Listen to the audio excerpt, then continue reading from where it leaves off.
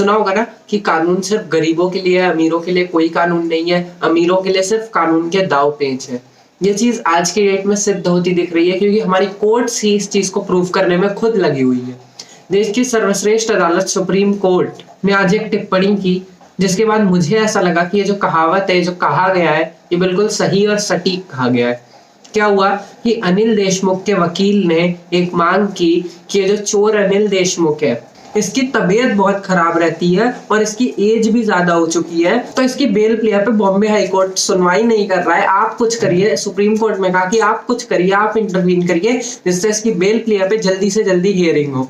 जिसके जवाब में जहां पे सुप्रीम कोर्ट को कहना चाहिए था कि इसने कृत्य ही ऐसे किए कि जेल में सड़े, हम कुछ नहीं करेंगे, वहां पे सुप्रीम कोर्ट ने अनिल देशमुख के लॉयर को एडवाइस दी कि आप एक एप्लीकेशन फाइल कर दीजिए कि हमारी बेल की जो अर्जी है उस पर जल्दी सुनवाई की जाए, और ये रिक्वेस्ट की बॉम्बे हाई कोर्ट से कि आप अनिल देशमुख की एज और हेल्थ को ध्यान में रखते हुए उसकी बेल प्लेयर पे जल्दी से जल्दी सुनवाई करिए। अब इस चीज को सुनने के बाद मुझे पता है आप लोगों के मन में भी यही आया होगा कि इतने सारे केसेस हमारे देश में पेंडिंग चल रहे हैं, सुप्रीम कोर्ट हो, बॉम्बे हाई कोर्ट हो, दिल्ली हाई कोर्ट हो, सब में, लेकिन उस चीज पे सुप्रीम कोर्ट की आंख नहीं खुलती, उस चीज पे सुप्रीम कोर्ट नहीं बोलता कि इन लोगों के केसेस की भी हियरिंग जल्दी होनी चाहिए, जो आरोपी है, जो गुनहगार है, उसको सजा होनी चाहिए और जो इनोसेंट है उसको बाइज्जत बरी कर देना चाहिए। लेकिन सुप्रीम कोर्ट किसके लिए बोलेगा? प्रभावशाली अनिल देशमुख के लिए, चोर अनिल देशमुख के लिए, करप्शन में लिप्त अनिल देशमुख के लिए। अब यहाँ पे जो सुप्रीम कोर्ट ने बोला है एज और हेल्थ का, इसके ऊपर मैं आप लोगों को एक मामला बताता हूँ। एक व्यक्ति जिनका 1968 से लैंड डिस्प्यूट का केस चल रहा था बॉम्बे हाई कोर्ट में,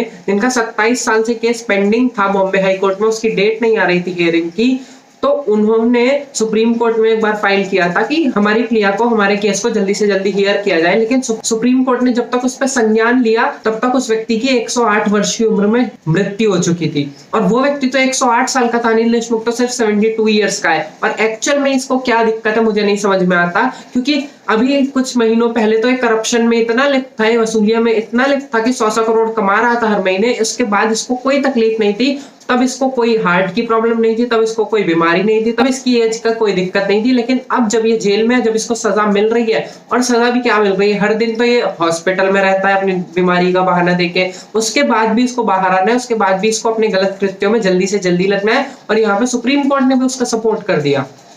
ये हालत हो जाएगी अब हमारे देश की सर्वश्रेष्ठ कोर्ट की। एक और ऐसा केस है, एक्स एयरफोर्स के सोल्जर जो कुछ वर्षों के लिए अंडरग्राउंड हो गए थे, वो जब वापस निकल के आए तो उनको झटका लगा कि उनको डेड डिक्लेयर कर दिया गया है बाय उनकी फैमिली। और जब वो कोर्ट में पहुंचे कि मैं जिंदा हूं, उन्हें अपने आप को अलाइव दिखाने के लिए 9 साल की लीगल बैटल लड़नी पड़ी कि मैं फेक नहीं हूं, मैं खुद जिंदा हूं, मैंने ही सर्विस की और आप मुझे मेरी पेंशन का पैसा दीजिए, जो मैंने सर्विस किया उसका पैसा मुझे मिलना चाहिए। 9 साल लग गए उस व्यक्ति को अपने आप को अलाइव प्रूफ करने के लिए, जबकि वो कोर्ट में खुद जा रहा है। अब ये हंसी का पात्र है एक्चुअल में केस, लेकिन कहा जाता है ना कि कानून अंधा है, तो उसका एग्जांपल यहाँ पे है। लेकिन कानून प्रभावशाली लोगों का है, उसका एग्जांपल भी मैंने आपको पीछे दे दिया, जीवंत उदाहरण। सुप्रीम कोर्ट ने आज किस तरीके से अनिल देशमुख को सपोर्ट किया,